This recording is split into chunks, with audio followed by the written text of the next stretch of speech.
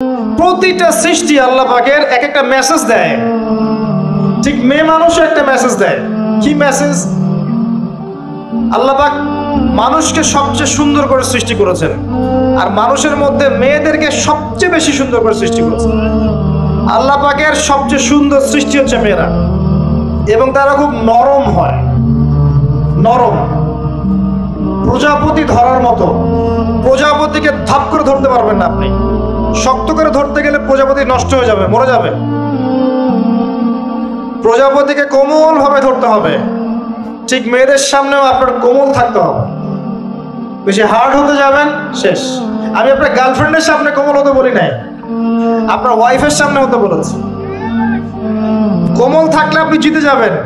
দেখবেন দুনিয়ার চিল্লা ফাল্লা করছে আপনার বাসায়, আপনি চুপচাপ আছেন পাহাড়ের মতো, কোমল আছেন। 5 মিনিট পর দেখবেন নিজেই ঠান্ডা হয়ে এসে বলছে, আচ্ছা সরি, ভুল হয়ে গেছে। আর যদি আপনি চিল্লা ফাল্লার কাউন্টার দিতে যান, তাহলে দেখবেন সুটকেস গোছানো শেষ, বাবার বাড়ি চলে গেছে। ডিল করা খুব ডিফিকাল্ট। এখানে আপনাকে খুবই সবরের পরিচয় দিতে হবে। আল্লাহ পাক বোঝার তৌফিক দান। আর আমরা মা বোনদেরকে রিকোয়েস্ট করব, 4টা মূলনীতি মেনে কাপড় চোপড় পরবেন। আপনার কাপড়টা এমন হবে না যেই কাপড়টা পরলেও অঙ্গ প্রত্যঙ্গ দেখা যায়, বোঝা যায়, এমন হবে না। কাপড়টা এমন হবে না এত টাইট ফিটিং যে আপনার অঙ্গের উঁচু নিচু অবয়ব বোঝা যায়, এমন হবে না। কাপড়টা এমন হবে না যেটা অমুসলিমদের পোশাক, আর কাপড়টা এমন হবে না যেটা পুরুষদের পোশাক। এই মূলনীতিগুলো মেনটেন করে কাপড় পরবেন ইনশাআল্লাহ। এছাড়াও মেয়েদের কথায় পর্দা আছে, চলনে পর্দা আছে, ওঠা বসায় পর্দা আছে। নামাজ পড়ার সময় তাদেরকে কিছুটা শালীনভাবে নামাজ পড়তে হয়। তাদের চোখের দৃষ্টির মধ্যে পর্দা আছে। এগুলো কে শিখাবে এখনকার মেয়েদেরকে? সবসময় বিজি দেখবেন নতুন কোন সিরিয়াল আসছে, নতুন কোন ফ্যাশন আসছে, নতুন কোন পার্লারে কি আসছে, কোন কাটিং আসছে, কোন নায়িকা আসলো। ওই যে বাংলাদেশে কোন এক নায়িকা আসছে, তাই নিয়ে মিডিয়াতে এমন তোলপাড়, মানে কি না কি একটা অবস্থা। আল্লাহর কাছে তোমার কি মূল্য আছে? হে আল্লাহর কাছে তোমাদের কি মূল্য আছে? তোমরা কি 5 ওয়াক্ত নামাজ পড়ো? তোমরা কি পর্দা করো? তোমাদের মধ্যে হায়াবোধ কিছু আছে? তোমরা মানুষকে ভালো কিছু শেখাও, সমাজকে ভালো কিছু দাও, শালীন কিছু দাও। আল্লাহর কাছে তোমাদের কি মূল্য আছে? নবী সাল্লাল্লাহু আলাইহি ওয়াসাল্লাম তো জাহান্নাম দেখে সেই কথাটাই বলেছেন, আমি জাহান্নাম দেখে আসলাম, সেখানে বেশিরভাগ অধিবাসী হচ্ছে মেয়ে, নারী। কি কারণ? তারা এমন কাপড় চোপড় পরে বাইরে ঘুরতো যেই কাপড় পরেও তারা নগ্ন থাকতো। আমি কি ব্যাখ্যা করতে হবে? আপনি দেখতে পারেন না? এবং তারা স্বামীর সাথে কুফরি করত। সারা জীবন স্বামী যদি তাদের ভরণ পোষণ দেয়, ভালোবাসে, মহব্বত করে, তাদের জন্য জীবনটা ক্ষয় করে ফেলে, এক পর্যায়ে গিয়ে বলবে, সারাটা জীবন তোমার কাছে কিছুই পাইলাম। বাস্তব। এগুলোর কারণে মেয়েরা বেশি বেশি জাহান্নামে যাবে। এবং তারা মানুষ মারা গেলে মাতম করে, বুক পিঠ চাপড়ায়, এই কারণে যাবে। এবং তর্ক লাগলে অভিশাপ দেয় বেশি, এই কারণে যাবে। আল্লাহ পাক আমাদের মা বোনদেরকে হেফাজত করুন। তবে একটা হাদিস আছে সুসংবাদের। নবী সাল্লাল্লাহু আলাইহি ওয়াসাল্লাম বলেছেন, একজন নারী যদি 4টা কাজ করতে পারেন, জান্নাতের যে কোনো দরজা দিয়ে ইচ্ছা প্রবেশ করতে পারবেন। 1 নাম্বার 5 ওয়াক্ত নামাজ, 2 নাম্বার রমজান মাসের সওম, 3 নাম্বার আপনার লজ্জাস্থানের হেফাজত অর্থাৎ খাস পর্দা, এবং 4 নাম্বার আপনার স্বামীর আনুগত্য। ফেমিনিস্ট আকীদার মেয়ে হলে আনুগত্যকে দাসত্ব মনে করে, স্বামীর আনুগত্যকে তার দাসত্ব মনে করে। স্বামী কে? স্বামীর সম্মান বোঝেন আপনি? স্বামী কে? যার ব্যাপারে নবী সাল্লাল্লাহু আলাইহি ওয়াসাল্লাম বলেছেন, আমি যদি আল্লাহ ছাড়া অন্য কাউকে সেজদা করতে বলতাম, তাহলে মেয়েদেরকে বলতাম তারা যেন স্বামীদেরকে সেজদা করে। আপনাকে আমি কিভাবে বুঝাবো স্বামীকে? স্বামীর মর্যাদা কোথায়? এগুলো কি ইসলাম মেয়েদেরকে ডমিনেট করছে এগুলো দিয়ে? কেন? এই স্বামী আপনার জন্য সারাটা জীবন ক্ষয় করে ফেলে। একটা চোর পর্যন্ত, একটা চোর, একটা করাপ্টেড মানুষ, দুর্নীতিগ্রস্ত মানুষ, সে চুরি করে, দুর্নীতি করে এনে বাচ্চাকে খাওয়ায়। একটা ধর্ষক পর্যন্ত ওর মেয়েকে আদর করে। পুরুষ মানুষ কি জিনিস কেমন করে বুঝবেন? সারাটা জীবন ক্ষয় করে ফেলায়। যদি আপনি তার আনুগত্য করেন, তার সামনে সুন্দর মতো থাকেন, তার কথার সাথে তর্ক না করেন, ভালোবাসা দিয়ে থাকেন, আপনার জন্য সে জীবন দিতে প্রস্তুত থাকে। এরকম পুরুষ মানুষ। আপনাদেরকে কেউ চোখ তুলে তাকালে চোখ তুলে ফেলাবে, এরকম পুরুষ মানুষ। আর এখন তো পরিস্থিতি ডিফারেন্ট। বাসায় পুরুষ বাইরের ছেলের সাথে ফোনে প্রেম হয়ে গেছে, পালায় চলে গেছে, বিয়ে করে ফেলছে। দেখবেন বাসায় স্ত্রী আছে, বাইরের মেয়ের সাথে প্রেম করে বিয়ে করা শেষ। বিয়ে কোনো সমস্যা নাই, ব্যভিচার করে ফেলছে, বিয়ে সে করতেই পারে, সে যদি সমতা রক্ষা করতে পারে, সেটা তার ডিফারেন্ট ইস্যু, এটা অন্য ইস্যু।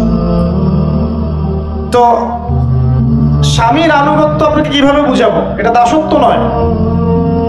নবী সাল্লাল্লাহু আলাইহি ওয়াসাল্লাম বলেছেন, কোন স্বামী যদি কোন স্ত্রীকে চায়, তার প্রয়োজনের জন্য চায়, মহব্বতের জন্য, স্ত্রী যদি চুলায় রান্না করতে থাকে, ওই রান্না ফেলে দিয়ে তাকে আসতে হবে। হাদিস। রাতের বেলা স্বামী স্ত্রী শুয়েছে, স্বামীর চাহিদা আছে, স্ত্রীর কোনো সমস্যা নাই, স্ত্রী ফিট, ইচ্ছা করে অহেতুক স্বামীকে বলল আমি রাজি না, উল্টা পাশে মুখ করে ঘুমিয়ে গেল। আল্লাহর নবী বলছেন, সারা রাত আল্লাহর পক্ষ থেকে একজন ফেরেশতা আসবে, এসে এই নারীকে অভিশাপ দিতে থাকবে। এখন এগুলো হাদিস শুনলে বলবে যে ইসলাম তো মেয়েদেরকে ছোট করছে। একজন মেয়ে তার একজন স্বামীর কথা বলছে, স্বামী তার মেয়ে, তার স্ত্রী, তার মা, তার বোন, সবাইকে তার মিরাসের হক দিতে হয়। একজন মেয়ে তার বাবার সম্পত্তি পায়, কোনো কোনো ক্ষেত্রে তার ভাইয়ের সম্পত্তি পায়, তার স্বামীটা তো পাই, তার ছেলেরটাও পায়। নানি হলেও সম্পত্তির হক আছে। একটা মেয়েকে চতুর্দিক থেকে সিকিউর করা হয়েছে ইসলামে। তারপরেও কিছু ফ্যামিনিস্টের কারণে এরা বলবে যে মেয়েদেরকে ইসলাম ছোট করছে। হ্যাঁ, মেয়েদেরকে ইসলাম কেন ছোট করছে? কারণ পর্দা করে যে বাইরে বেরোতে বলেছে, ঢ্যাং ঢ্যাং করে নগ্ন হয়ে বেরোতে নিষেধ করেছে, এই কারণে। যদি বলে যে হ্যাঁ ইসলাম আপনাদেরকে ফ্রি মিক্সিং এর স্বাধীনতা দিচ্ছে, আপনারা সবাই ফ্রি মিক্সিং করেন, গেঞ্জি পরেন, টি শার্ট পরেন, স্যান্ডো গেঞ্জি পরে বাইরে ঘুরে বেড়ান, টাইট ফিটিং প্যান্ট পরে বাইরে ঘুরে বেড়ান, সব জায়গায় আপনারা ফ্রি মিক্সিং করেন, পর্ন দেখেন, জেনা করেন, মদ খান, ইসলাম খুব ভালো। তখন তোমাদের জন্য তো ইসলাম নয়, তোমরা জাহান্নামে যাও, আল্লাহর কি আসে যায়? ইসলাম তোমাদের জন্য নয়, তোমরা জাহান্নামে গিয়ে মরো, ইসলামের কিচ্ছু যায় আসে না। আল্লাহর ওয়াস্তে পারিবারিক আদর্শের দিকে ফোকাস করেন প্রিয় ভাই। নিজে জাহান্নামের আগুন থেকে বাঁচান, পরিবার বর্গকে বাঁচান,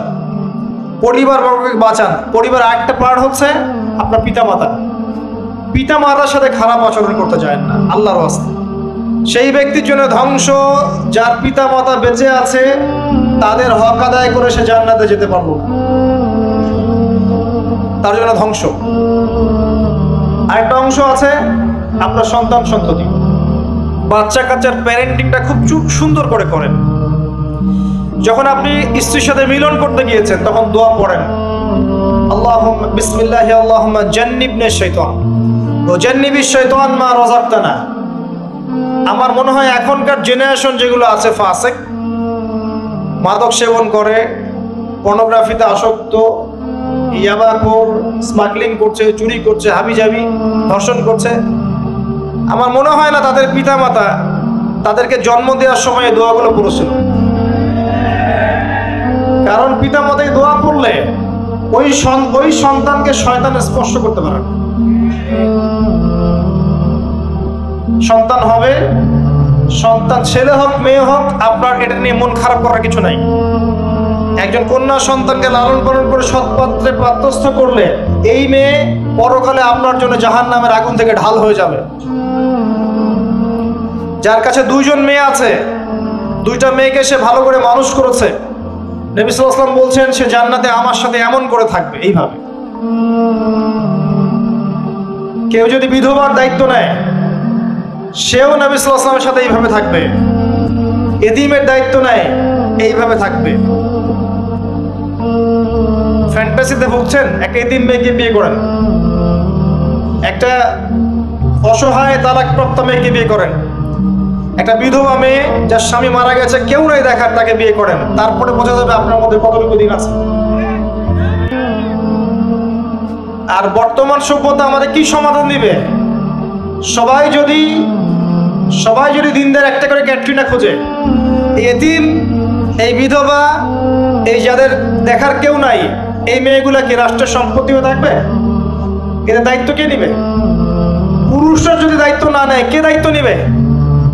এখন কেউ যদি ওদের দায়িত্ব নিতে যায় তখন তাকে আবার খারাপভাবে উপস্থাপন করা হয়, এই ব্যক্তির মনে হয় চরিত্র খারাপ। কিন্তু এদিকে বাইরে 10টা জেনা করে বেড়াচ্ছে, কোনো সমস্যা নাই, এগুলো কুস্কায়। এইসব জাহেলদের জন্য ইসলাম নয়, ইসলামের প্রতিটা বেসিক ফান্ডামেন্টাল মানবতার কল্যাণের জন্যই এগুলোকে ফরজ করা হয়নি। আপনি নফল, আপনার সামর্থ্য থাকলে আপনি করতে পারেন, না করলে কোনো সমস্যা নাই। কেউ যদি করে যে ইসলাম পরিপূর্ণরূপে পালন করার চেষ্টা করছে, এটার উপরে আমল করার চেষ্টা করছে, তাহলে আপনি তাকে ক্রিটিসাইজ করছেন কেন? কি সমস্যা আপনার? একটা পার্ট হচ্ছে সন্তান সন্ততি। বাচ্চা কাচ্চাকে ছোটবেলা থেকেই মানুষ করতে হবে এমন ভাবে যাতে করে বড় হয়ে এরা এই উম্মার খালেদ এবং ওমর হতে পারে। বাচ্চা ছোট বাচ্চাকে আপনি ভালো খাবার দেন, মায়ের স্নেহ দেন, বাবা মার সাথে রাখেন, একটু গ্রাম্য পরিবেশে নিয়ে গিয়ে তাকে বড় করেন। কেন বলছে কথা? এখানে পরিবেশ সুন্দর থাকবে, সে দৌড়াবে ধুলার মধ্যে, মাঠের মধ্যে খেলবে, সুন্দর ভাষা শিখবে। এরপর তাকে ভালো প্রতিষ্ঠানে পড়ান। প্রতিষ্ঠানটা এমন হবে যে প্রতিষ্ঠানে জেনারেল শিক্ষা, ইসলামিক শিক্ষা একসাথে দেয়া হচ্ছে, সে সব শিখবে। আমার ছেলে কোরআনে হাফেজও হবে, আমার ছেলে ডক্টরও হবে, এভাবে করে তোলেন। আধুনিক হন, মাথাটা খাটান, ব্যাকডেটেড মানসিকতা বাদ দেন। বিশ্বটা এগিয়ে গেছে, আমাদেরকে এগিয়ে যেতে হবে। একমুখী জ্ঞান দিয়ে আপনি কিচ্ছু করতে পারবেন না এই যুগে। দ্বিমুখী শিক্ষার একটা হারমোনিয়াস কম্বিনেশন দরকার। আমাকে কোরআন জানতে হবে, সায়েন্সও জানতে হবে, নাহলে আমি সায়েন্স দিয়ে কোরআনকে ব্যাখ্যা করতে পারবো না, কোরআন দিয়েও সায়েন্সকে ব্যাখ্যা করতে পারবো না। জানতে হবে আমাদেরকে।